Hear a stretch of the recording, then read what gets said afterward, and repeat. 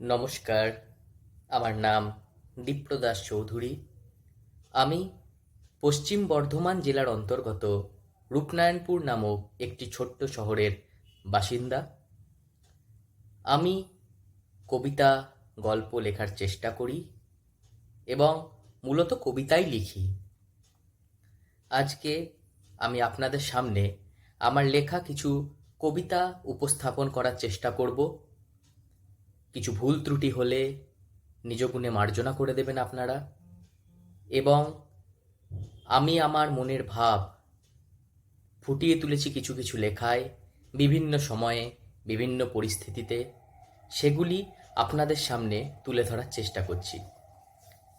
আমার প্রথম কবিতা, যা আজকে আপনাদের শোনাতে চলেছি, তার নাম ডিঙি। আজ কেন এলে বলতে এতদিনের টুকরো কথা, কষ্টের শিলমোহর দিয়ে কেন বুঝিয়ে দিলে আমাকে? অচেনা বন্ধু বলে যাকে জড়িয়ে ধরতে চাইলাম, আজ তাকে চেনা শত্রুর মতো মনে হয়। এ কি শুধু আমার একার মনে হওয়া? তোমার কি মনে হয়নি কখনো? সেই পাহাড় চূড়ায় উঠতে চেয়ে যখন হাত ধরলে, তখন কি মনে হয়নি এরপর শুধু ধুলো মাটি অবহেলা পাবে? অসুস্থ বিকেলগুলো আজও কেবল ভাবনা বিলাস। শহর কেন্দ্রিক ভালোবাসার কাছে এখনো হেরে যায় রাখাল বালক। অস্থির চোখ মুখ এখনো কি কামনায় মেতে ওঠে? বয়স পেরোলে বুঝি অন্ধকার ভালো লাগে গোপন সময়ে। এত কিছু ভাবতে গেলে বৃষ্টি নেমে আসে। গোপন আস্তানা তখন উদ্ভাসিত হয়ে ওঠে লোকসম্মুখে। কিন্তু এসব তো কিছুই চাইনি এ জীবনে। একটা ব্যাগ, একটা খাতা আর খুচরো টাকায় কেনা পেন, এই নিয়ে ছুটে গেছি কত দুনিয়ায়। এসব হিসেব আর কে রাখে এ জন্মে? ধর্মের ধ্বজায় মোড়া ইতিহাসগুলো কম কামড়ে ধরে একলা গলিতে। আর প্রতি রাতে বিক্রি হয় বিকৃত যৌন লালসা ত্যায্য বিছানায়। তাই তো প্রশ্ন জাগে এই মহাদেশে, এক আকাশের নিচে দাঁড়িয়ে দুজনে। এত ব্যথা তবু কেন এতকাল পরে? আজকে বলতে এলে নতুন প্রবাদ, ভালোবাসা ক্ষয় হয় মিশে গেলে নদী। তাই বলি ফিরে যাও, পরজন্মেই এসো ফের। লাল নীল আলো ঘেঁষা সন্ধ্যার আগে ফিরো তুমি, দেখবে চমক কিছু আমার মধ্যে আমি নেই। তখন ভাসিও ডিঙি আমার শরীর ভেজা জলে, প্রহরের ব্যস্ত লহমায়। নিজেকে খুঁজতে খুঁজতে আপনি লিখে ফেলি এমন কিছু লাইন, এমন কিছু কথা, যা আমার আমিকে পরিপূর্ণ করে তোলে একটি নির্দিষ্ট সময়ে। আত্ম উপলব্ধির সবচেয়ে বড় ভালো দিক হলো কবিতা লেখা। কবিতা লেখার চেষ্টা করতে করতে ভেতরের অনেক ঘাত প্রতিঘাতকে সঙ্গে নিয়ে চলেছি প্রতিনিয়ত। এই ঘাত প্রতিঘাতের ঘর্ষণেই সৃষ্টি হয় নতুন নতুন লেখা, যা আজকে আমি আপনাদের সামনে উপস্থাপন করার চেষ্টা করছি। আমার দ্বিতীয় কবিতা জন্মান্তর। জন্মান্তর শব্দটা শুনলেই কিছু অলৌকিক কথা মাথায় আসে। পরজন্ম আদৌ কি হয়? নাকি একটাই জন্ম আমরা পেয়েছি? নাকি একটা জন্মেই আমাদের যা করার করে নিতে হবে? নাকি কিছু অতৃপ্তি থেকে যায় আমাদের মধ্যে, যা পরজন্মে ভবিষ্যতে আমরা বহন করে নিয়ে চলি? এক দুপুরে আমি লিখে ফেলি এই কবিতা। এই কবিতার নাম জন্মান্তর। বুঝিনি কিছুই, তবু ধীরে ধীরে পৌঁছেছি প্রেরণার পথে। অবয়ব স্মিত হেসে বলে যায় কথা, করুণ দুপুর বলে এতকাল ফেলে আসা মুখ ঢেকে রাখি হলুদ চিঠিতে। নিখুঁত উপমা দিত নামহীন কলেজের ক্লাস, মেঠো জল খোলা চুলে মিশে যেত বুকের পশম। বোতামের ফাঁকে ফাঁকে অস্থির স্তনেদের বাস, স্তম্ভ কাঁপিয়ে আনে নতুনের দাবি। ভালোবাসা দিক ভুলে মাঝে মাঝে ধরা দিত ছাদে, চুপিসারে দেখে নিত আনাচে কানাচে থাকা চোখ গুহার ভেতরে। ঝর্ণার জল নেমে এসে ভিজিয়ে ফেলতো কিছু প্রাচীন স্লোগান। ভিজে গিয়ে সারা রাত কেঁপে ওঠা জ্বর জানে উষ্ণতা মিঠি।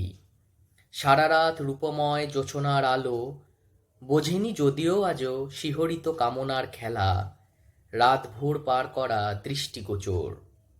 স্বভাবে মিশিয়ে দিয়ে ক্যানভাস রং মাখে মনেদের কথা, কিন্তু কথার ফাঁকে আগুনের মতো উঠছে ঘনিয়ে কিছু স্পৃহা।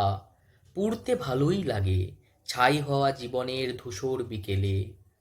এই সময়ের বুকে ছাপ ফেলে দিয়ে যাব ভেবে বারবার হেরে যাই জীবনের কাছে।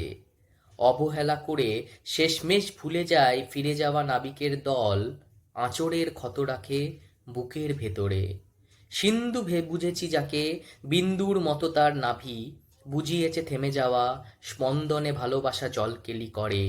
তবু যারা বেঁচে থাকে ঠকে যাওয়া শীতলতা মেনে, তারাই রেখেছে দাবি জন্মান্তরে। পুরাতন থেকে নতুনের মধ্যে আমরা যখন নিজেদেরকে তুলে ধরি, এক জীবন থেকে আরেক জীবনে যখন আমরা প্রবেশ করি, শিক্ষার্থী থেকে যখন আমরা কর্মরত অবস্থায় আসি, কিংবা নিজের লেখার মাধ্যমে বা শিল্পকলার মাধ্যমে যখন তুলে ধরি, তখন পূর্ববর্তী জীবন থেকে এই জীবনকে একটা জন্মান্তরই মনে হয় আমাদের। এরপরে আমি যে কবিতাটি পড়তে চলেছি, সেই কবিতাটি একটু আবেগঘন মুহূর্ত নিয়ে লেখা, নিজের কিছু পূর্ববর্তী জীবনের অভিজ্ঞতা থেকে, নিজের হাই স্কুল, নিজের মাধ্যমিক স্তরের পড়াশুনো, সেই সময়ের কিছু অভিজ্ঞতা, প্রেমপূর্ণ অভিজ্ঞতা থেকে লেখা এই কবিতা। কবিতার নাম অক্ষর। বিকেলের কাছে হার মানে নীরবতা, যখন সময় থমকে দাঁড়ায় দূরে। এখনো শহরে উড়ে চলে কিছু কথা, গোলাপি স্বপ্ন গেয়ে ওঠে মৃদু সুরে। ছিল যে তখন মাধ্যমিকের তারা, আর ছিল কিছু পর্দা জড়ানো ভীতি। টিউশন ফেরা শতাব্দীদের পাড়া, খেজুরে আলাপ চোখ চাওয়া রীতিনীতি। মলাটে মোড়ানো অঙ্ক খাতার শেষে লিখে রাখা কিছু ব্যর্থ কবিতা জানে। কে কখন কাকে কথা দিয়েছিল এসে, ছুঁয়ে গিয়ে হাত জীবনের অভিধানে। পাঁচিল টপকে দুপুরবেলা বুকে কোলাজ গড়ত ঠোঁটের কিনার মিলে। হাতে হাত রাখা এক অনুভূতি সুখে, কিশোর বয়স পেরিয়েছি এক ঢিলে। তীব্রতা ছিল তবু চোখে ছিল ভয়, বাড়ির লোকেরা যদি জেনে যায় তবে সবটা হারাবো করেছি যা সঞ্চয়। মৃত্যুর মুখে নিজেকে ঠেলতে হবে, ছেড়ে যাবে না তো এমন প্রশ্ন শুনে ভুলেছি অনেক বাস্তব পৃথিবীকে। জড়িয়ে ধরেছি প্রতিটা প্রহর গুণে, কাজল দু চোখ সব করেছিল ফিকে। কিন্তু কি হলো মাধ্যমিকের পরে, বদলালো স্কুল, থেমে গেল কিছু কথা। তবুও প্রেমিক অচেনা ভীষণ ঝড়ে, তুমি কি ভেবেছ জিতে যাবে নীরবতা? ভুল হয়েছিল আজকে মানছো তবে, বিছানা বদলে গিয়েছে বলেই ক্ষত। এমন রক্ত প্রেমিকের অনুভবে ঝরতে ঝরতে ছাপ রাখে অবিরত। কিছু কথা শেষে বেনামি চিঠির মতো ডাকবাক্সের ধুলো মেখে মরে যায়। অতীত বিক্রি করেছে মানুষ যত, তত শকুনেরা মৃতদেহ খুঁটে খায়। থেকে যায় তবু নামহীন কিছু দাগ, সীমানা ছাড়িয়ে পাঁজরের অন্তরে। সময় পেরোলে পড়ে যায় কিছু রাগ, থেকে যায় স্মৃতি চেনা কিছু অক্ষরে। নিজের জীবন বা নিজের অভিজ্ঞতা থেকে বয়ঃসন্ধির সময় আমরা যে প্রেমে পড়ি, সেই নিয়ে লেখা বরাবরই আমাদের কাছে খুব বেশি কাছের এবং খুব বেশি স্পেশাল হয়ে ওঠে। এরপরে যে আমি কবিতাটি পড়তে চলেছি, সেই কবিতাটি আমাদের জীবনকেই কেন্দ্র করে আত্ম অন্বেষণের মধ্যে দিয়ে খুঁজে পাওয়া এই কবিতা আমার মনের ভেতরে তৈরি হয় এবং আমি সেটিকে লিখে ফেলি। আমরা দিন শেষে সবাই পরিযায়ী পাখি, সেই নিয়েই এক শীতকালের দুপুরে আমি লিখে ফেলি এই কবিতা। কবিতার নাম শীতকাল। শীতকাল ডুবে গেছে হ্রদে, শিহরণ থেকে গেছে রামধনু বিগ্রহে। গোপন কুটিরে অনিমেষে, রাস্তা দম্ভ মাপে চিৎকার দাবানল নেভেনি এখনো, তবু যেন মনে হয় কোনো শহরের আদি কথা। দুয়ারে দাঁড়িয়ে দেখি রঙের ভেতরে থাকা কামনার জলজলে আলো। লোভ হয় বাস্তবে, শরীরের সীমা সব জেনে গেছে পরিযায়ী পাখি, আবার ফিরবে ঠিক অচেনা অজানা কোনো ডাকে, প্রহরের নয়া শীতকালে। এরপরে আমি যে কবিতাটি লিখেছি এবং আপনাদের সামনে পড়তে চলেছি, এই কবিতাটি নিজের জীবনকে কেন্দ্র করে এবং আমি যা কিছু পেয়েছি লেখালেখি করে এই কম বয়সে বা লেখালেখির মধ্যে দিয়ে ঈশ্বরের কৃপায়, আপনাদের স্নেহ ভালোবাসা আশীর্বাদে, সেটা অনেক গুরুত্বপূর্ণ হিসেবে দেখেই এই কবিতা লেখা। সবাই আমরা নিজেদের অপ্রাপ্তিটাকে বড় করে দেখি, কিন্তু এই এক জীবনে আমরা কত জিনিস পাই, ছোট বড় কত প্রাপ্তি ঘটে, সেইটা আমরা অনেক সময় তুচ্ছ করে দেখি। এর বিরোধিতা করতে গিয়েই কবিতাটি লেখা। কবিতাটির নাম ভাগ্য। কি পাইনি ভাবিনি কোনো দিন, যেভাবে সূর্য ডোবে দূর প্রান্তরে, কুয়াশার ঘন ঘটা প্রাচীন আলোয়, সেভাবে রয়েছি পড়ে অবকাশ জুড়ে, লেখাটুকু থেকে যাক শুধু। রোদ আসে রোদ যায় শূন্যতা চিবুকের কাছে, মাথা ছাড়া দিয়ে বলে এই তো এলাম। স্বপ্নপুরীর মতো নিঝুম দুপুর, মনে মনে আনে এক বোধ। কি পাইনি ভাবি না কোনো দিন তাই, যা পেয়েছি সেটাই কি জুটেছে কারুর। এরপরে আমি যে কবিতাটি পড়তে চলেছি, কবিতাটি আমাদের জীবনের বিভিন্ন মায়া, বিভিন্ন মোহ নিয়ে লেখা। আমরা প্রত্যেকেই কিছু না কিছু মোহতে আবদ্ধ। বিভিন্ন সময়ে, সব সময় নয় অবশ্য, বিভিন্ন সময়ে আমরা বিভিন্ন মোহতে আবদ্ধ হয়ে পড়ি। নিজেদের কাজের ক্ষেত্রে, নিজেদের প্যাশন ফলো করতে গিয়ে, নিজেদের জীবনযাপন করতে গিয়ে আমরা বিভিন্ন সময় বিভিন্নভাবে মোহতে আবদ্ধ হয়ে পড়ি এবং সেটি পরবর্তীতে আমাদের ক্ষতি করে। যদি আমরা খুব তাড়াতাড়ি মোহকে কাটিয়ে বেরোতে না পারি, তাহলে হয়তো খুব দেরি হয়ে যাবে। সেই নিয়েই লেখা আমার এই কবিতা, আমাদের জীবনকে নিয়ে লেখা একটি কবিতা। কবিতার নাম পাশা খেলা। তার কারণ হচ্ছে আমাদের জীবনও তো একটা পাশা। কখন কি হয়, কখন কে জেতে, কখন কে হারে, কিছু তো বলা যায় না। শক্ত হয়নি আজও মাটি, মাটি আজ ম্লান মনে হয়। হিংসায় জেগে ওঠে খিদে, গিলে খায় আকাশের চাঁদ। তারার পাশের গ্রহটাকে নিংড়ে নিয়েছে যারা খুব, তাদের পকেটে আজ রিপু, দংশনে সাপ মনে হয়। হিসেব জাগিয়ে রাখে খুব, শিহরণ বেঁচে থাকে ক্রিয়া, কামহীন কাঞ্চন জুড়ে শুধুই মায়ার পাশা খেলা। এই সব কবিতা লিখতে লিখতে আরেকটি কবিতা আমার এসে পড়ে এবং সেই কবিতা আজকে আপনাদের শোনাবো। জীবনের সাথে মৃত্যুর একটা খুব অনিবার্য সম্পর্ক আছে। অনেকের মতে মৃত্যুই একমাত্র সত্য জীবনের।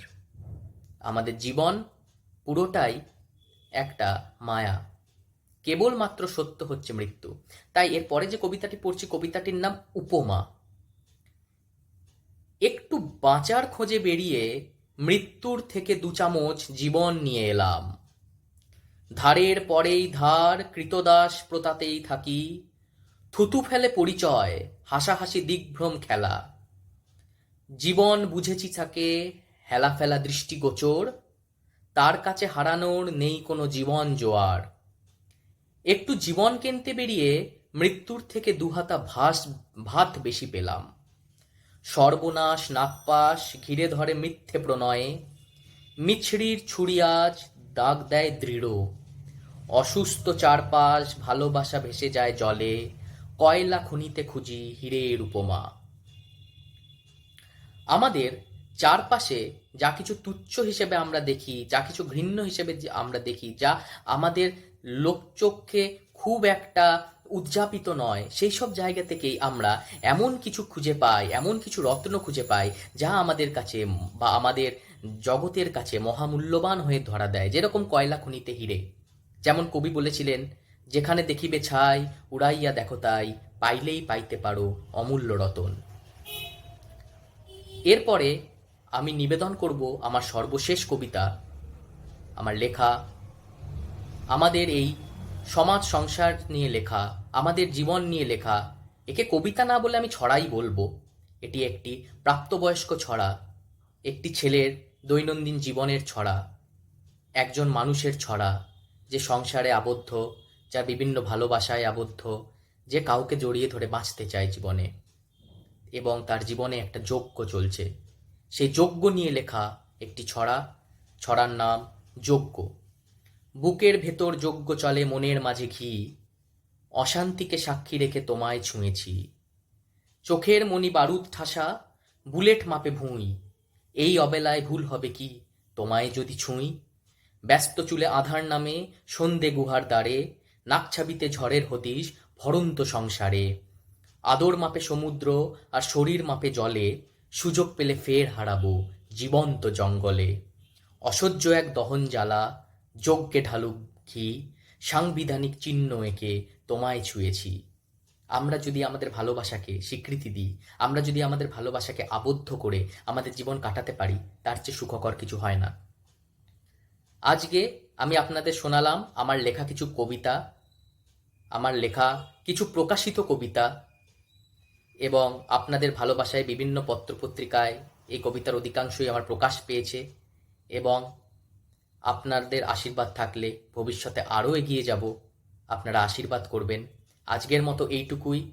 এইভাবেই যেন আমি আমার কাব্য জীবনকে এগিয়ে নিয়ে যেতে পারি এবং নিজের মনের ভাব প্রকাশ করতে পারি। আবার আসবো একদিন কিছু কবিতা নিয়ে, কিছু না বলা কথা নিয়ে, বা যা আমরা বলতে চাই কিন্তু সবসময় পেরে উঠি না, সেই সমস্ত কিছু বাক্য নিয়ে আপনাদের কাছে। আজকের মতো এখানেই।